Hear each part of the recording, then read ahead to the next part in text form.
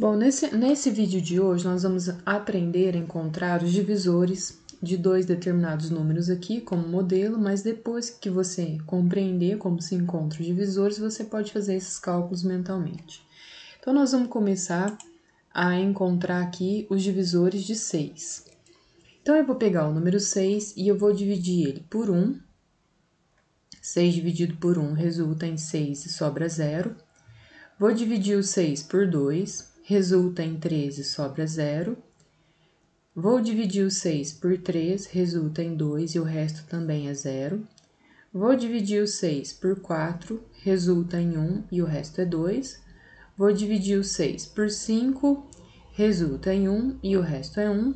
E vou dividir o 6 por ele mesmo, resulta em 1 e o resto é 0. Dessas divisões que eu fiz aqui, quais delas em que o resto foi 0? Aquelas em que eu dividi o 6 por 1, por 2, por 3 e por 6. Isso quer dizer que os divisores de 6 são os números 1, 2, 3 e 6. Por que são esses números os divisores?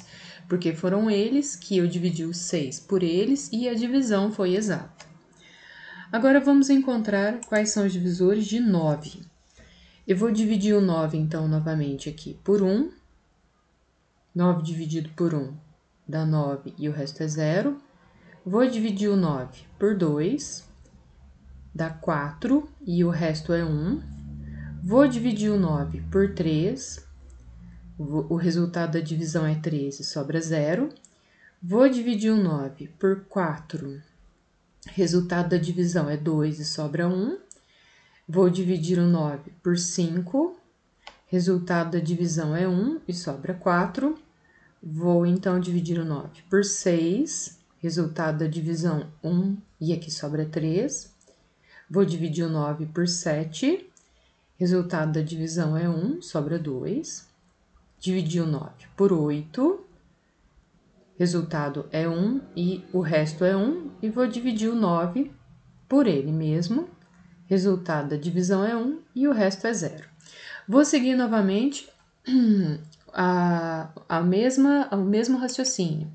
Quais divisões aqui em que o resto foi 0? Aquelas em que eu dividi o 9 por 1, dividi o 9 por 3 e depois na divisão do 9 por ele mesmo. Então, essas 3 divisões, o resto foi 0. Então, os divisores de 9, quais são eles?